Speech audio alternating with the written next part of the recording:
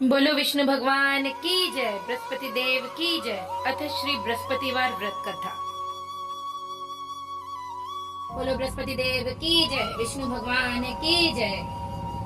एक समय की बात है कि भारतवर्ष में एक राजा राज्य करता था। वह बड़ा प्रतापी और दानी था। प्रतिदिन मंदिर में दर्शन करने जाता था। वो ब्राह्मण और गुरु की सेवा किया करता था। उसके दरवाजे से कोई भी निराश होकर नहीं लौटता था तथा वे प्रत्येक गुरुवार को व्रत रखता एवं पूजन करता था। प्रतिदिन गरीबों की सहायता करता था। परंतु यह सब बातें उसकी रानी को अच्छी नहीं लगती थी। वह न व्रत करती और न किसी को भी एक पैसा भी दान में देती तथा राजा से भी ऐसा करने को कहती थी। एक समय की बात है, राजा तो शिकार खेलने वन को गए हुए थे। घर पर रानी और दासी थी। उस समय गुरु बृहस्पति देव एक साधु का रूप धारण कर राजा के दरवाजे पर भिक्षा मांगने गए तथा भिक्षा मांगी तो रानी कहने लगी, हे साधु महाराज, मैं इस दान पुण्य से तंग आ गई हूँ। मेरे तो घर का कार्य ही समाप्त नहीं होता। इस कार्य के लिए तो मेरे पति देव ही बहुत हैं। अब आप इस प्रकार की कृपा करें कि सब धन नष्ट हो जावे तथा मैं आराम से रह सकूं। साधु बोले, हे देवी, तुम तो बड़ी विचित्र हो। संतान और धन से भला कोई दुखी होता है? इसको सभी चाहते हैं। पापी भी पुत्र और धन की इच्छा करता है।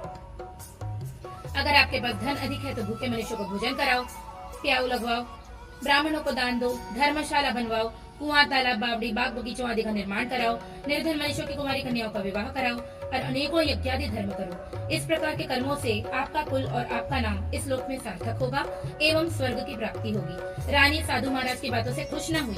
वह बोली, हे साधु महाराज, मुझे ऐसे धन की भी आवश्यकता नहीं जिसको दूसरे मनुष्यों को दान दूं तथा जिसको रखने उठाने में मेरा सारा समय ही बर्बादी हो जावे। साधु ने कहा, हे देवी, तुम्हारी ऐसी इच्छा होगी ऐसा ही होगा। मैं तुम्हें बताता हूँ, वैसा ही करना। बृहस्पतिवार के दिन घर को गोबर से लीपना, अपने केशों को धोना, केशों को धोते समय स्नान करना, राजा से कहना कि वह हजामत बनवाए, भोजन में मांस मदिरा खाना, कपड़ा धोबे के यहाँ धुलने डाल देना। इस प्रकार 7 बृहस्पतिवार करने से तुम्हारा सब धन नष्ट हो जाएगा। ऐसा कहकर साधु महाराज वहाँ से अंतर्ध्यान हो गए। रानी ने साधु के अनुसार वैसे ही किया। 3 बृहस्पतिवार ही बीते थे, उनका समस्त धन नष्ट हो गया तथा भोजन के सिले में दोनों समय तरसने लगे, सांसारिक भोगों से दुखी रहने लगे। तब वह राजा रानी से कहने लगा, रानी, तुम यहाँ पर रहो, मैं दूसरे देश को जाऊँ, क्योंकि यहाँ पर सभी मनुष्य मुझे जानते हैं, इसलिए कोई कार्य भी नहीं कर सकता। देश चोरी परदेश भीख बराबर है। ऐसा कहकर राजा परदेश चला गया। वहाँ जंगल में जाता और लकड़ी काट कर लाता और शहर में बेचता। इस तरह जीवन व्यतीत करने लगा। इधर राजा के घर रानी और दासी दुखी रहने लगी। किसी दिन भोजन मिलता, किसी दिन जल पीकर ही रह जाती। एक समय रानी और दासी 7 दिन बिना भोजन के व्यतीत हो गए।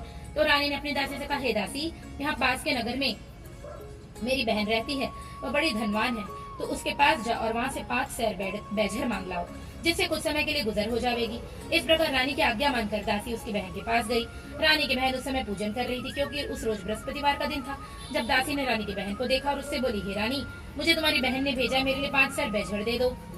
इस प्रकार दासी ने अनेक बार कहा, परंतु रानी ने कुछ उत्तर नहीं दिया, क्योंकि वह उस रोज बृहस्पतिवार की व्रत कथा सुन रही थी। इस प्रकार जब दासी को कोई उत्तर नहीं मिला तो वह बहुत दुखी हुई और क्रोध भी आया और लौटकर अपने गांव आकर रानी के पास आकर बोली, हे रानी, आपकी बहन बहुत अभिमानी है।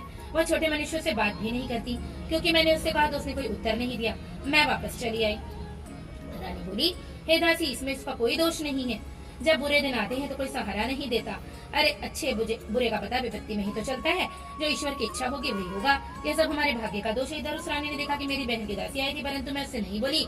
इससे वह बहुत दुखी हो गई होगी। इससे सोच कथा को सुन विष्णु भगवान को पूजन समाप्त कर वह रानी अपनी बहन के घर चल दी और जाकर अपनी बहन से कहने लगी, हे बहन, मैं बृहस्पतिवार का व्रत कर रही थी, तुम्हारी दासी गई, परंतु जब तक कथा होती है न उठते हैं न बोलते हैं, इसलिए मैं ना बोली।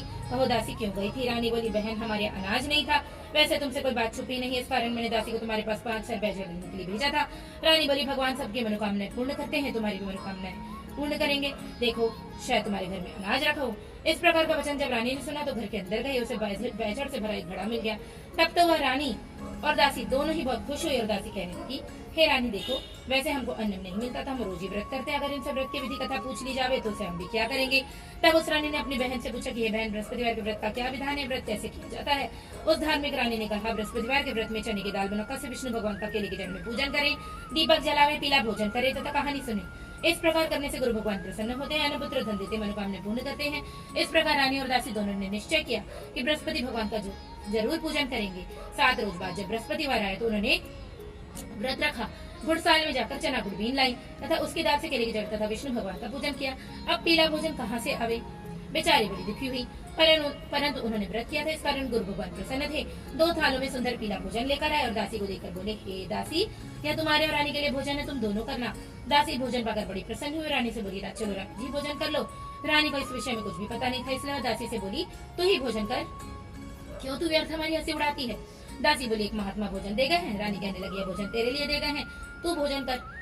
दासी ने कहा, वह महात्मा हम दोनों के लिए 2 थाल में भोजन दे गए, इसलिए हम दोनों साथ साथ भोजन करेंगी। इस प्रकार रानी और दादी दोनों ने गुरु भगवान को नमस्कार कर भोजन प्रारंभ किया। वे प्रत्येक बृहस्पतिवार को गुरु भगवान का व्रत और विष्णु पूजन करने लगी। बृहस्पति भगवान की कृपा से रानी और दासी के पास फिर धन हो गया। रानी फिर उसी प्रकार आलस्य करने लगी। तब दासी बोली, देखो रानी, तुम पहले भी इसी प्रकार से आलस्य करती थी, तुम्हें धन रखने में कष्ट होता था, इस कारण से धन नष्ट हो गया। अब गुरु भगवान की कृपा से धन मिला है, फिर क्यों आलस्य होता है। बड़ी मुसीबत के बाद हमने धन पाया है, इसलिए हमें दान पुण्य करना चाहिए। भूखे मनुष्य को भोजन कराओ, प्यालो हुआ, ब्राह्मण को दान दो, कुआ तालाब बावड़ी आदि का निर्माण कराओ, मंदिर पाठशाला बनवाकर दान दो, कुमारी कन्या को विवाह करवाओ, धन को शुभाधिकारी को खर्च करो, जिससे तुम्हारी कुल यश बढ़े, स्वर्ग प्राप्त और पितर प्रसन्न हुए। तब रानी ने इसी प्रकार के कर्म प्रारंभ किए तो काफी यश फैलने लगा।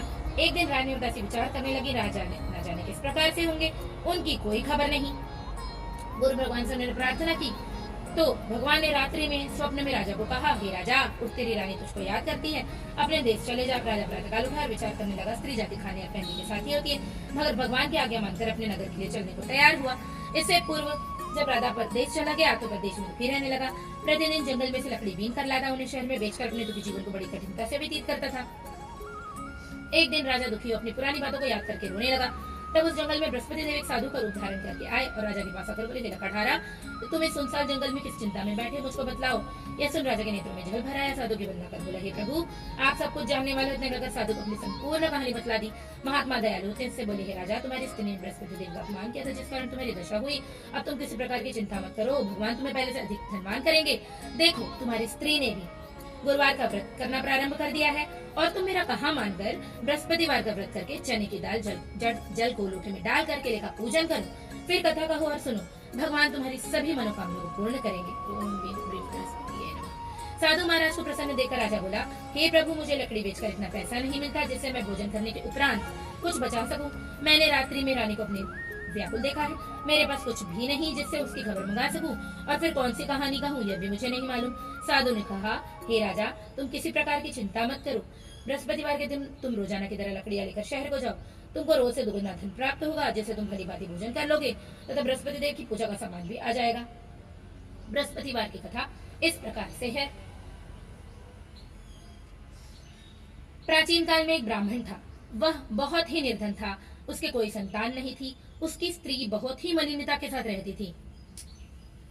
वह न स्नान करती, न किसी देवता का पूजन करती, प्रातःकाल उठते ही सर्वप्रथम भोजन करती, बाद में कोई अन्य कार्य करती थी।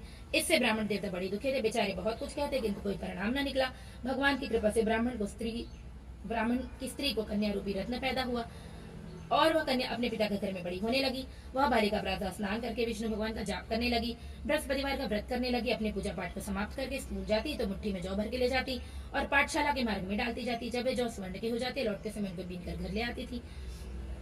एक दिन वह बालिका सूप में उन सोने के जौ को फटक कर साफ कर रही थी। उसकी माँ ने देख लिया और कहा, बेटी, सोने के जौ को फटकने के लिए सोने का सूप भी होना चाहिए। दूसरे दिन गुरुवार का दिन था। इस कन्या ने व्रत रखा और बृहस्पति देव से प्रार्थना करके कहा, हे प्रभु, यदि मैंने आपकी पूजा सच्चे मन से की हो तो मेरे लिए सोने का सूप दे दो। बृहस्पति देव ने उसकी प्रार्थना स्वीकार कर ली। प्रतिदिन की तरह वह कन्या जौ फैलाती हुई जाने लगी। जब लौटकर जौ बीन रही थी तब तो बृहस्पति की कृपा से सोने का सूप मिला। उसे वह घर ले आई और उसे जौ साफ करने लगी, परंतु उसकी माँ का वही ढंग रहा। एक दिन की बात है, कन्या सोने के सूप में जौ साफ कर रही थी। उस समय शहर का राजपुत्र वहां से होकर निकला। इस कन्या के रूप और कार्य को देखकर मोहित हो गया। अपने घर आकर भोजन तथा जल त्याग कर उदास होकर लेट गया। राजा को जब इस बात का पता लगा तो अपने प्रधानमंत्री के साथ उसके पास गए और बोले, बेटा, तुम्हें किस बात का कष्ट है? किसी ने अपमान किया है अथवा कोई और कारण हो सका हो? मैं वही कार्य करूंगा जिससे तुम्हें प्रसन्नता हो। राजकुमार ने अपने पिता की बातें सुनी तो वह बोला, मुझे आपकी कृपा से किसी बात का दुख नहीं है, किसी ने मेरा अपमान नहीं किया है, परंतु मैं उस लड़की के साथ विवाह करना चाहता हूँ जो सोने के सूप में जौ साफ कर रही थी। यह सुन राजा आश्चर्य में पड़ गया और बोला, बेटा, इस तरह की कन्या का पता तुम ही लगाओ, मैं उसके साथ तुम्हारा विवाह अवश्य ही करवा दूंगा। राजकुमार ने उस लड़की के घर का पता बतलाया तब मंत्री उस लड़की के घर गए और ब्राह्मण की कन्या का विवाह राजकुमार के साथ हो गया। कन्या के घर से जाते ही पहले की बात उस ब्राह्मण देवता के घर में गरीबी का निवास हो गया। अब भोजन के लिए अन्न भी बड़ी मुश्किल से मिलता। एक दिन दुखी होकर ब्राह्मण देवता अपनी पुत्री के पास गए। बेटी ने पिता की दुखी अवस्था को देखा और अपनी माँ का हाल पूछा। तब ब्राह्मण ने सभी हाल कहा। कन्या ने बहुत सा धन देकर अपने पिता को विदा कर दिया। इस तरह ब्राह्मण का कुछ समय सुखपूर्वक व्यतीत हुआ। कुछ दिन बाद फिर वही हाल हो गया। ब्राह्मण फिर अपनी कन्या के यहाँ गया, सभी हाल कहा तो लड़की बोली, आप माता जी को यहाँ लिवा लाओ, मैं उन्हें विधि बता दूंगी जिससे आपकी गरीबी दूर हो जाएगी। ब्राह्मण देवता अपनी स्त्री को साथ लेकर कन्या के घर पहुँचे। पुत्री माँ को समझाने लगी, हे माँ, तुम प्रातः काल प्रथम स्नानादि करके विष्णु भगवान का पूजन करो तो सब दरिद्रता दूर हो जाएगी। परंतु उसकी माँ ने एक भी बात नहीं मानी और प्रातःकाल उठकर अपनी पुत्री के बच्चे के जूठन को खा लिया। एक दिन उसकी पुत्री को बहुत गुस्सा आया और एक रात कोठरी से सभी सामान निकाल दिया और उसकी माँ को उसमें बंद कर दिया। प्रातःकाल उसमें से निकाला तथा स्नानादि करा के पूजा पाठ करवाया तो उसकी माँ की बुद्धि भी ठीक हो गई और फिर प्रत्येक बृहस्पतिवार को व्रत रखने लगी। इस व्रत के प्रभाव से उसकी माँ भी बहुत धनवान तथा पुत्रवती हो गई और बृहस्पति जी के प्रभाव से स्वर्ग को प्राप्त हुई तथा वह ब्राह्मण भी सुखपूर्वक इस लोक में सुख भोग कर स्वर्ग को प्राप्त हुआ। इस तरह कहानी कहकर साधु देवता वहाँ से अंतर ध्यान हो गए। धीरे धीरे समय व्यतीत होने पर फिर बृहस्पतिवार का दिन आया। राजा जंगल से लकड़ी काट कर किसी शहर में बेचने गया। उसे उस दिन से और अधिक पैसा मिला। राजा ने चना गुड़ा दिलाकर बृहस्पतिवार का व्रत किया। उस दिन के उससे सभी क्लेश दूर हो गए। परंतु जब दोबारा गुरुवार का दिन आया तो बृहस्पतिवार को व्रत करना भूल गया। इस कारण बृहस्पति देव नाराज हो गए। एक दिन उस नगर के राजा ने विशाल यज्ञ का आयोजन किया और शहर में घोषणा करवा दी कि कोई भी मनुष्य अपने घर भोजन न बनावे न आग जलावे, सभी लोग मेरे घर भोजन करने आवे। इस आज्ञा को जो न मानेगा उसके लिए फांसी की सजा दी जाएगी। इस तरह की घोषणा संपूर्ण नगर में करवा दी गई।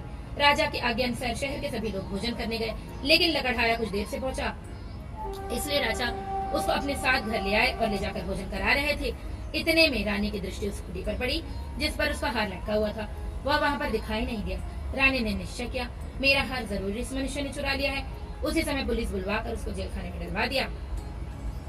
जब राजा जेल खाने में पड़ गया और बहुत दुखी होकर विचार करने लगा कि ना जाने कौन से पूर्व जन्म के कर्म से मेरे लिए दुख प्राप्त हुआ है, और उसी साधु को याद करने लगा जो जंगल में मिला था।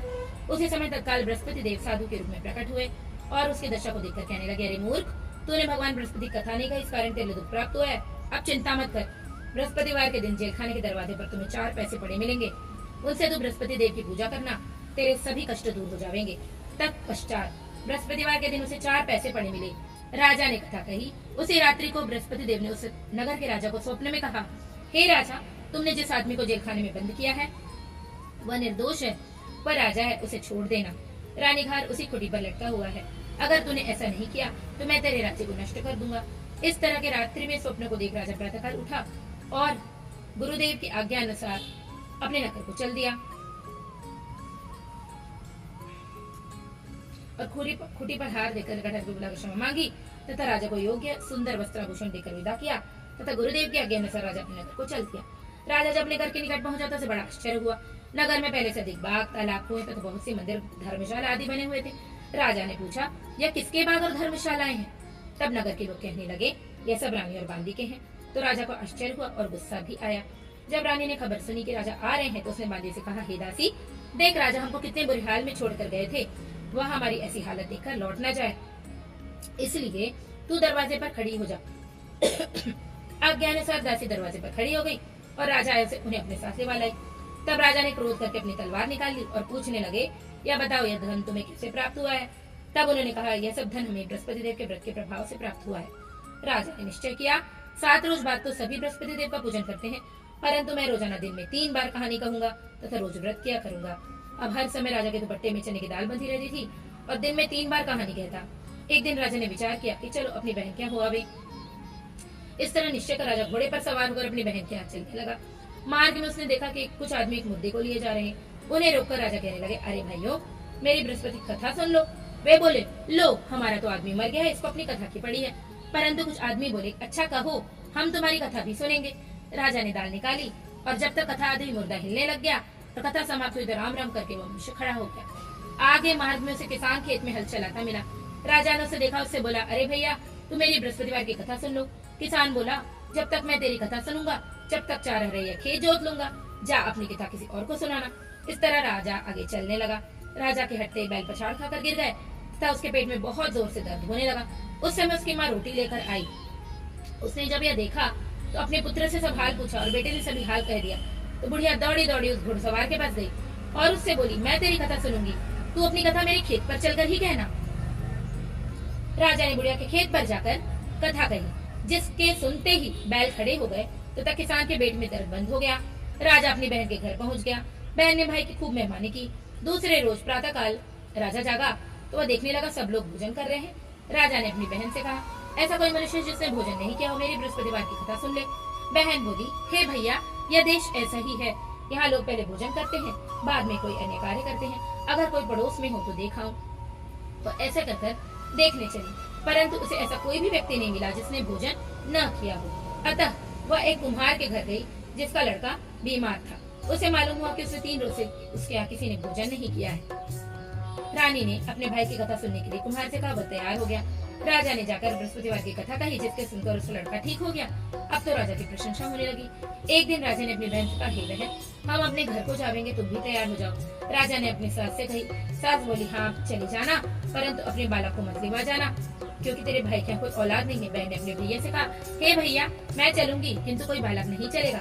राजा बोला, जब कोई बालक ही नहीं चलेगा तो तुम चलकर क्या ही करोगी। बड़े दुखी मन से राजा ने अपने नगर को लौट आए। राजा ने अपनी रानी से कहा, हम निर्वंशी राजा है, हमारा मुंह देखने का धर्म नहीं और कुछ भोजन आदि नहीं किया। रानी बोली, हे प्रभु, बृहस्पति देव ने हमें सब कुछ दिया है, हमें संतान अवश्य देंगे। उसी रात को बृहस्पति देव ने राजा को स्वप्न में कहा, हे राजा, उठ, सभी सोच को त्याग दे, तेरी रानी को गर्भ है। राजा को यह सुनकर बहुत खुशी हुई। 9वें महीने में उसके गर्भ से एक सुंदर पुत्र पैदा हुआ। तब राजा बोला, हे रानी, स्त्री बिना भोजन के रह सकती है, बिना कहे नहीं रह सकती। जब मेरी बहन आवे तो तुम उससे कुछ मत कहना। रानी ने सुनकर हाँ कर दिया। जब राजा की बहन ने शुभ समाचार सुना तो बहुत खुश हुई और बधाई लेकर अपने भाई के यहाँ आई। तब रानी ने कहा, घोड़ा चढ़कर तो नहीं आई, गधा चढ़ी आई। राजा की बहन बोली, भाई, मैं इस प्रकार ना कहती तो तुम्हें संतान कैसे मिलती। बृहस्पति देव ऐसे ही हैं, जैसे जिसके मन में कामनाएं हैं सभी को पूर्ण करते हैं। जो सद्भावना पूर्वक बृहस्पतिवार का व्रत करता है, पढ़ता है कथा, सुनता है एवं दूसरों को सुनाता है, बृहस्पति देव उसकी सदैव मनोकामनाएं पूर्ण करते हैं। भगवान बृहस्पति उसकी सदैव रक्षा करते हैं। संसार में सद्भावना से जो भगवान का पूजन व्रत सच्चे हृदय से करते हैं तो उनकी सभी मनोकामनाएं पूर्ण करते हैं भगवान बृहस्पति। जैसी सच्ची भावना से रानी और राजा ने उनकी कथा का गुणगान किया तो उनकी सभी इच्छाएं, सभी मनोकामनाएं बृहस्पति देव जी ने पूर्ण की। इसीलिए सबको कथा सुनने के बाद प्रसाद लेकर जाना चाहिए। हृदय से मनन करते हुए जयकार बोलना चाहिए। बोलो विष्णु भगवान की जय, बोलो बृहस्पति देव की जय। तो उम्मीद करती हूँ आपको ये कथा पसंद आई होगी। पहले मैंने बृहस्पतिवार पूजा विधि का ब्लॉग बना के दिया था और ये कथा भी। दोस्तों, लाइक, शेयर एंड सब्सक्राइब करें। जय श्री हरि, जय श्री हरि। ओम श्री विष्णवे नमः।